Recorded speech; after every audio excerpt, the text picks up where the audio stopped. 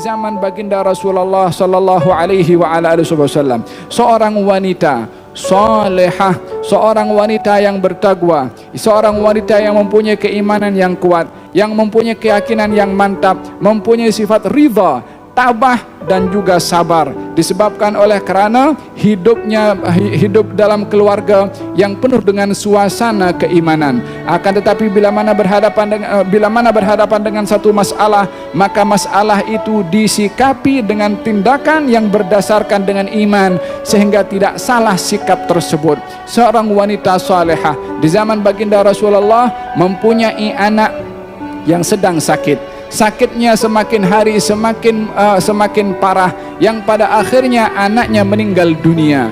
Maka saat malam itu anaknya meninggal dunia, diletakkan di satu bilik oleh ibunya.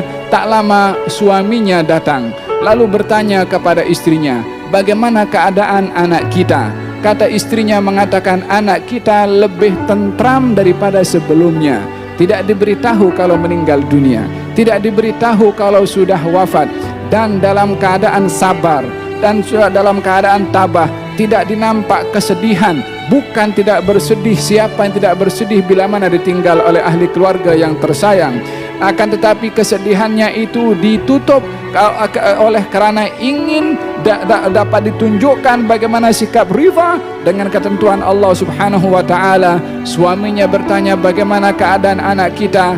Katanya berada dalam keadaan yang lebih tentram dan lebih tenang daripada sebelumnya. Maka suaminya dihidangkan makanan, masih sempat masak, menyediakan hidangan makanan untuk suaminya sebagai tanda bagaimana menjalankan hak yang berat ditetapkan di dalam syarat dalam kehidupan rumah tangga.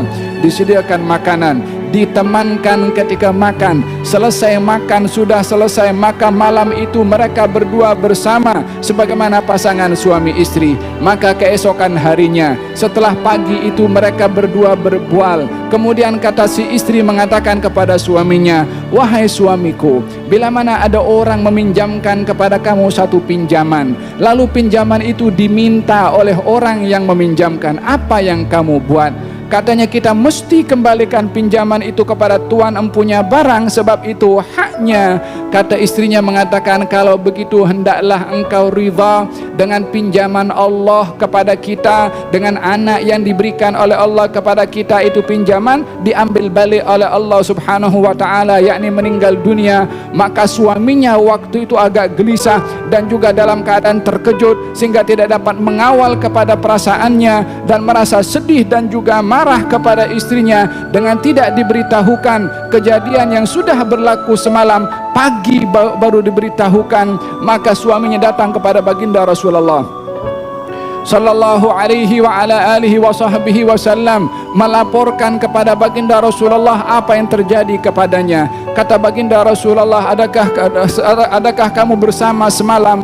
Kata dia mengatakan, benar wahai Rasulullah. Kata baginda Rasulullah, barakallahu fi lailatikuma, semoga Allah memberikan keberkatan kepada malamnya kamu semalam.